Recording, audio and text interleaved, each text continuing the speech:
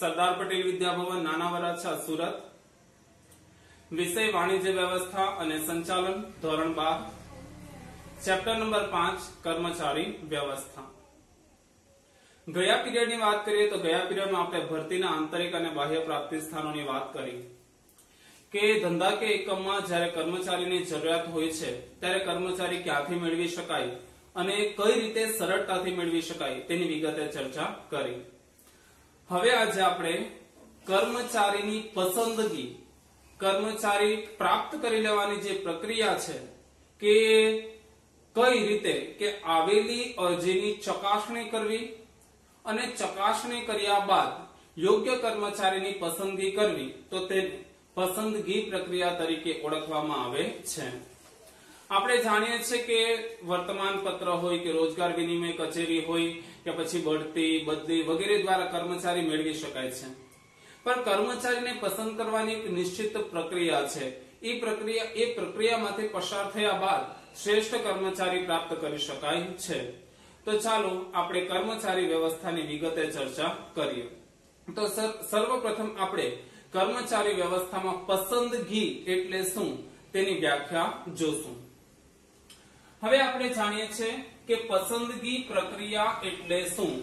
તો પસંદગી પ્રક્રિયા એટલે આવેલી અરજીની ચકાસણી કરી, જે અરજીઓ આવે છે એ આવેલી અરજીની ચકાસણી કરી યોગ્ય ઉમેદવારની પસંદગી કરવી એટલે પસંદગી પ્રક્રિયા। જે અરજીઓ આવે છે એ અરજીઓમાંથી યોગ્ય ઉમેદવારની પસંદગી કરવાની પ્રક્રિયા છે તેને પસંદગી પ્રક્રિયા તરીકે ઓળખવામાં આવે છે। વર્તમાન સમયની વાત કરીએ તો મોટાભાગના ધંધાકીય એકમો પસંદગી પ્રક્રિયાને અનુસરે છે, પરંતુ દરેક ધંધાકીય એકમની જે પસંદગી પ્રક્રિયા છે એ સરળ હોય છે અને જુદી જુદી પણ હોય છે।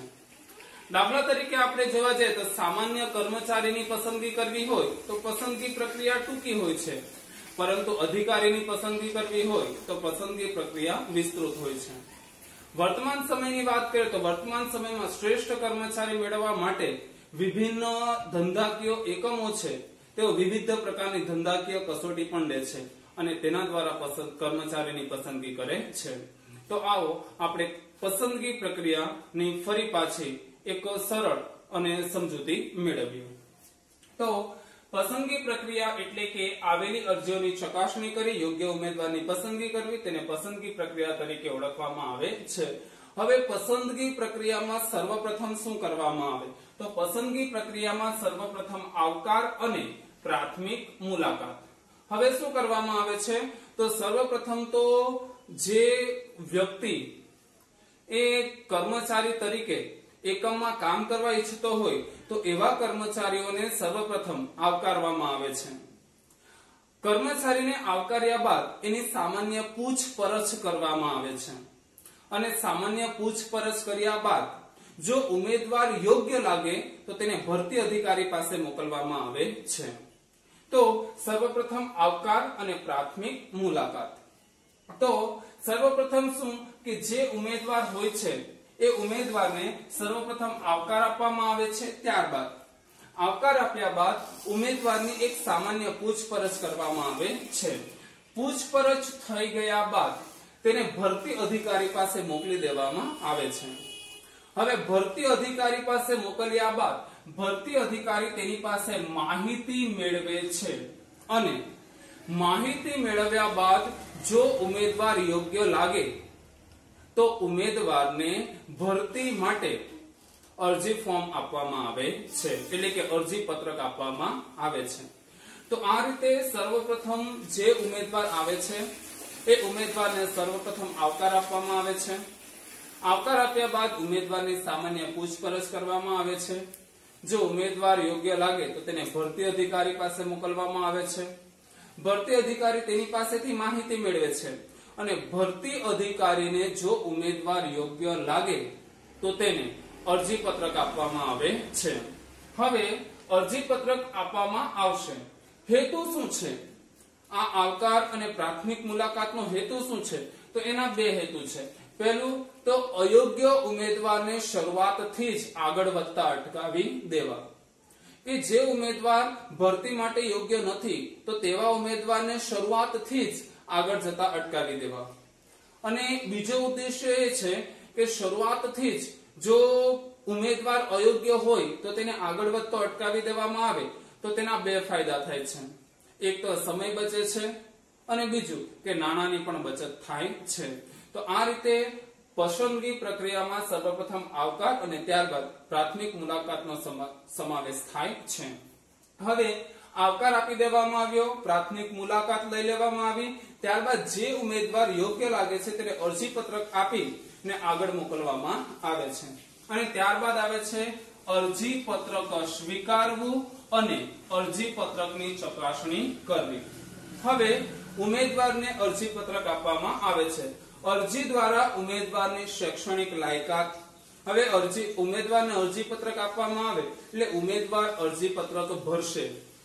આ અરજી પત્રકમાં ઉમેદવાર પોતાની શૈક્ષણિક લાયકાત, પોતાનું નામ, પોતાનું સરનામું, તેની ઉંમર, તેનો અનુભવ, જ્ઞાન, કૌશલ્ય દરેક બાબત અરજી પત્રકમાં લખે છે. આનાથી જે ઉમેદવાર છે એ ઉમેદવારની લાયકાત, અનુભવ, જ્ઞાન, કૌશલ્ય વગેરેની જાણકારી એકમને પ્રાપ્ત થાય છે.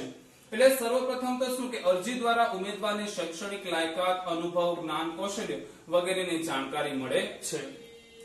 હવે ઉમેદવાર જ્યારે અરજી પત્રક જમા કરાવશે ત્યારે અરજી પત્રક સાથે તેનું અનુભવનું પ્રમાણપત્ર, શૈક્ષણિક લાયકાતની માર્કશીટ, તેના વિશિષ્ટ કૌશલ્ય, ડિગ્રી વગેરેની જાણકારી એ અરજી પત્રકમાં આપે છે અને સાથે સાથે એની એક નકલ પણ અરજી પત્રક સાથે જોડે છે. હવે ભરતી અધિકારી અરજી પત્રક ચકાસે છે ને જો અરજી પત્રકમાં કોઈ પણ માહિતી ખોટી હોય અથવા તો અધૂરી હોય તો એવા ઉમેદવારના અરજી પત્રક રદ કરી દેવામાં આવે છે. એવા ઉમેદવારના અરજી પત્રક રદ કર્યા બાદ પસંદગી પ્રક્રિયા આગળ વધે છે. તેમાં વિવિધ પ્રકારની જરૂરી કસોટી. હવે ધંધાકીય એકમો પોતાની જરૂરિયાત અનુસાર વિવિધ પ્રકારની ધંધાકીય કસોટી લે છે. આ કસોટી લેવાનો ઉદ્દેશ્ય શું છે? તો આ કસોટી લેવાનો ઉદ્દેશ્ય છે કે ધંધાકીય એકમને યોગ્ય ઉમેદવાર પ્રાપ્ત થાય. તો આ પ્રશ્ન બોર્ડની પરીક્ષામાં વારંવાર પૂછાઈ ચૂક્યો છે કે પસંદગી પ્રક્રિયામાં કઈ કઈ કસોટીઓ લેવામાં આવે છે. તો પસંદગી પ્રક્રિયામાં વિભિન્ન પ્રકારની 4 કસોટી લેવામાં આવે છે.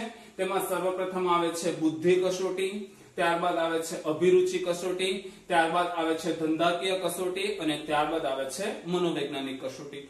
આવી વિવિધ પ્રકારની કસોટી લઈ કર્મચારીની પસંદગી કરવામાં આવે છે. તો બુદ્ધિ કસોટીથી શું જાણી શકાય? તો બુદ્ધિ કસોટીથી કર્મચારીની બુદ્ધિ, કર્મચારીની ચપળતા, કર્મચારીની યાદશક્તિ, કર્મચારીના વિચાર વગેરે બુદ્ધિ કસોટીથી સરળતાથી જાણી શકાય છે કે જે કર્મચારી છે એ કર્મચારીનો બુદ્ધિઆંક કેટલો છે, તેનામાં કેટલા પ્રમાણમાં બુદ્ધિ રહેલી છે, તેની યાદશક્તિ કેવી છે, તેનામાં ચપળતા કેવી છે કે પછી તેની યાદશક્તિ કેવી છે. આ દરેક બાબતની જાણકારી આપણને બુદ્ધિ કસોટીથી પ્રાપ્ત થઈ જાય છે. ત્યારબાદ અભિરુચિ કસોટી લેવામાં આવે છે કે ઉમેદવારે જે કાર્ય કરવાનું છે એ કાર્ય કરવા માટે ઉમેદવારને રસ કે અભિરુચિ છે કે નહીં તેની જાણકારી અભિરુચિ કસોટી દ્વારા પ્રાપ્ત થાય છે. દાખલા તરીકે આપણે જોવા જઈએ તો કોઈ ચિત્રકાર હોય અને એને ચિત્ર દોરવામાં રસ હોય અને તેને સંગીતકારનું પદ આપવામાં આવે તો એ પોતાનું જે જ્ઞાન છે, કૌશલ્ય દર્શાવી શકે નહીં. તો અહીં એવું જ થાય છે કે અભિરુચિ કસોટી દ્વારા જે ઉમેદવાર છે એની કાર્ય પ્રત્યેની ઉમેદવારની રસ કે અભિરુચિ એ બુદ્ધિ કસોટી દ્વારા જાણી શકાય છે.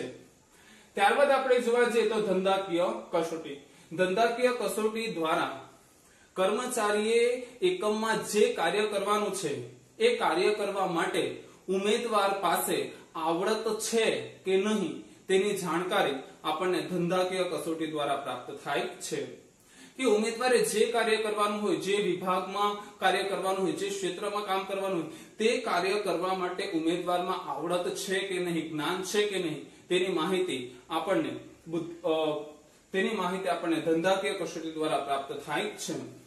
અને છેલ્લી છે મનોવૈજ્ઞાનિક કસોટી. મનોવૈજ્ઞાનિક કસોટી દ્વારા જે ઉમેદવાર છે તેનો સ્વભાવ, તેનો આત્મવિશ્વાસ, તેની ટેવ, તેની વલણ, આ બધી જ વસ્તુની સરળતાથી જાણકારી મેળવી શકાય છે. તો આ રીતે વર્તમાન સમયમાં મોટા ભાગના જે ધંધાકીય એકમો છે એ એકમોમાં કર્મચારીની પસંદગી કરતી વખતે આવી વિભિન્ન બાબતો પર વિશેષ ધ્યાન આપવામાં આવે છે, જેથી કરીને એકમને સરળતાથી સારો અને શ્રેષ્ઠ કર્મચારી પ્રાપ્ત થઈ શકે. તો આપણે 4 કસોટીની વાત કરી.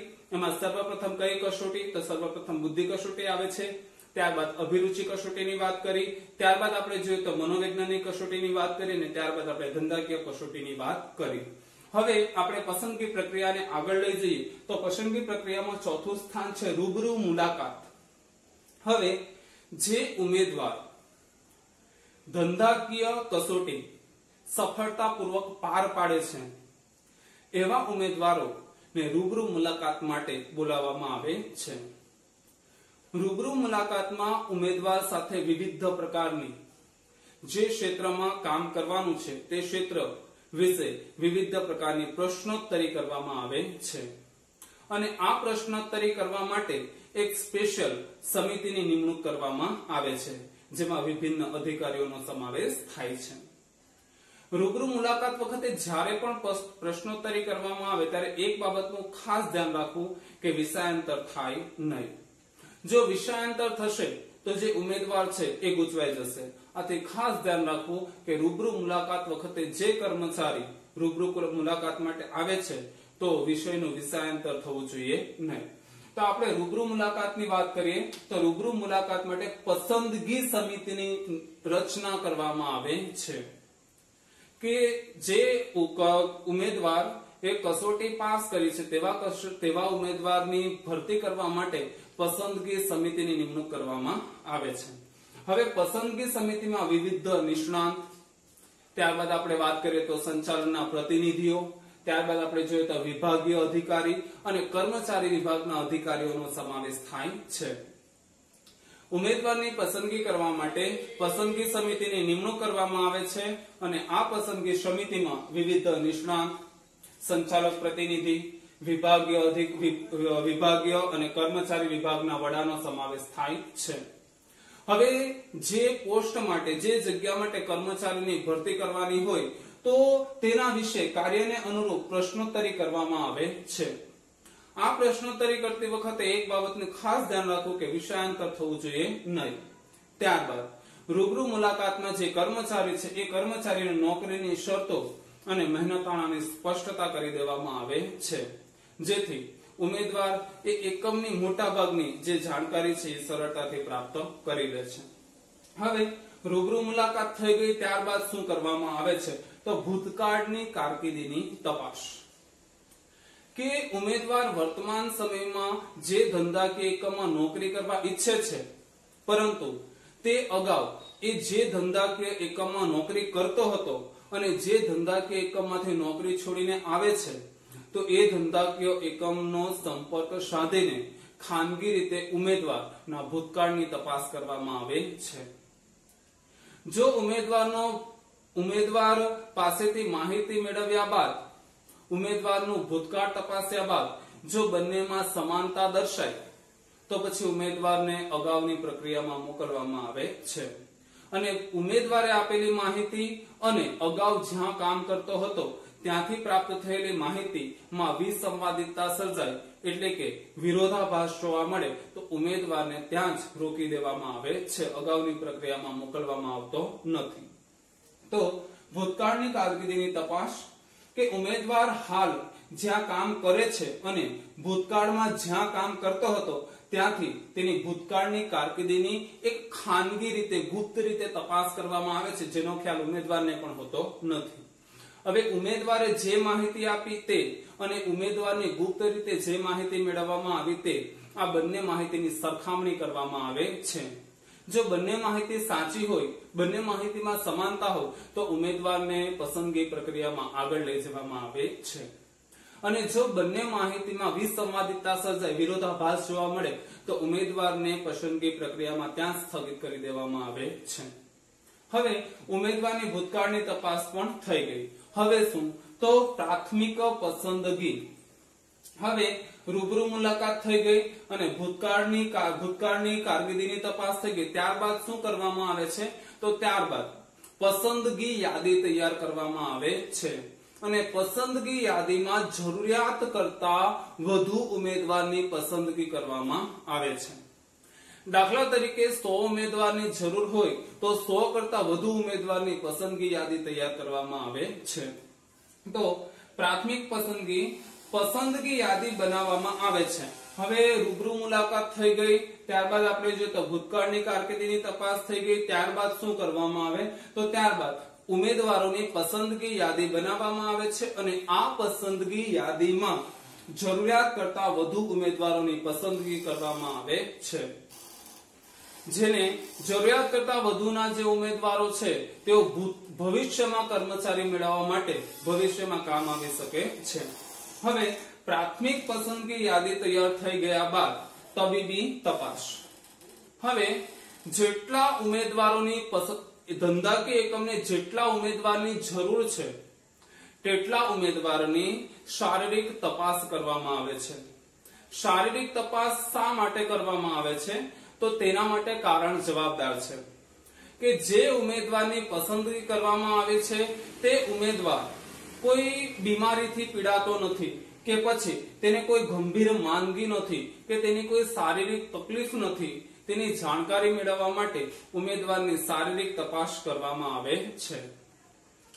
જેટલા ઉમેદવારોની જરૂર છે તેટલા જ ઉમેદવારની શારીરિક તપાસ થાય છે. વધારાના જે ઉમેદવારો છે એ ઉમેદવારોનો સમાવેશ પ્રતીક્ષા યાદીમાં કરવામાં આવે છે. પ્રતીક્ષા યાદીમાં જે ઉમેદવારોનો સમાવેશ કરવામાં આવે છે તે ઉમેદવારો એ ભવિષ્યમાં એકમને કર્મચારી તરીકે પ્રાપ્ત થઈ શકે છે. આમ ભરતી પ્રક્રિયામાં જરૂરિયાત કરતા વધુ ઉમેદવારોની પસંદગી કરવામાં આવે તો તેને પ્રતીક્ષા યાદી તરીકે ઓળખવામાં આવે છે અને પ્રતીક્ષા યાદીમાંથી ભવિષ્યમાં સરળતાથી સારા ઉમેદવારો પ્રાપ્ત થઈ શકે છે. હવે આપણે જોયું કે શારીરિક તપાસ પણ થઈ ગઈ.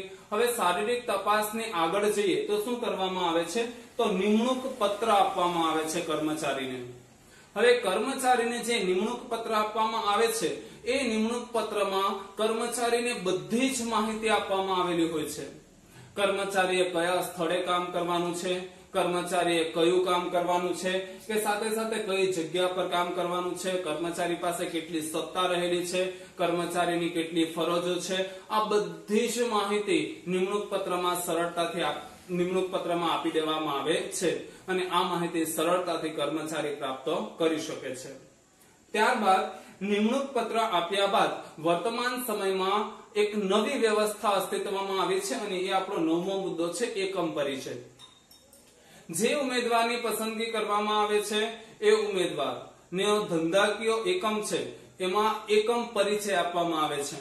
એકમમાં કેટલા વિભાગો આવેલા છે, એકમના મુખ્ય અધિકારીઓ કયા કયા છે, એકમમાં કઈ વસ્તુનું ઉત્પાદન થાય છે, આ દરેક બાબતની માહિતી એકમ પરિચયમાં કર્મચારીને આપવામાં આવે છે જેથી કર્મચારી એકમથી માહિતગાર થાય, કર્મચારી એકમથી જાણકાર થાય. તો આ રીતે 9 મુદ્દામાં આપણી પસંદગી પ્રક્રિયા પૂર્ણ થાય છે જેની શરૂઆત આવકાર અને પ્રાથમિક મુલાકાતથી થાય છે. તો ચાલો આપણે ફરી પાછા એકવાર સરળતાથી મુદ્દાઓ જોઈ જઈએ. પહેલો મુદ્દો છે આવકાર અને પ્રાથમિક મુલાકાત. ઉમેદવારને સર્વપ્રથમ આવકારવામાં આવે છે અને સામાન્ય પૂછપરછ કરવામાં આવે છે. ત્યારબાદ બીજા મુદ્દાની વાત કરીએ તો અરજીપત્રક ચકાસવું અને તેની સાથે અરજીપત્રક સ્વીકારવું. સર્વપ્રથમ આવેલું અરજીપત્રક છે તેને ચકાસવામાં આવે છે અને જો અરજીપત્રક યોગ્ય હોય તો તેને સ્વીકારવામાં આવે છે. ત્યારબાદ આવે છે જરૂરી કસોટી. વર્તમાન સમયમાં ધંધાકીય એકમમાં કર્મચારીની જરૂરિયાત હોય તો 4 પ્રકારની કસોટી લેવામાં આવે છે. તેમાં સર્વપ્રથમ બુદ્ધિ કસોટી છે, ત્યારબાદ અભિરુચિ કસોટી છે, ત્યારબાદ આપણે જોવા જઈએ તો ધંધાકીય કસોટી અને ત્યારબાદ મનોવૈજ્ઞાનિક કસોટી. જે ઉમેદવારો કસોટીમાં પાસ થાય છે તેને રૂબરૂ મુલાકાત માટે બોલાવવામાં આવે છે. રૂબરૂ મુલાકાતમાં જે ઉમેદવારો પાસ થાય છે તો તેના ભૂતકાળની કારકિર્દીની તપાસ કરવામાં આવે છે. જે ઉમેદવારનો ભૂતકાળની કારકિર્દી યોગ્ય છે અને રૂબરૂ મુલાકાતમાં પાસ થાય છે તેવા ઉમેદવારની પ્રાથમિક પસંદગી યાદી તૈયાર કરવામાં આવે છે. પસંદગી યાદીમાં સમાવિષ્ટ કર્મચારીઓની તબીબી તપાસ થાય છે અને ત્યારબાદ કર્મચારીને નિમણૂક પત્ર આપવામાં આવે છે અને વર્તમાન સમયમાં કર્મચારીને એકમનો પરિચય પણ આપવામાં આવે છે. તો આ રીતે આપણી પસંદગી પ્રક્રિયા પૂર્ણ થાય છે. અસ્તુ.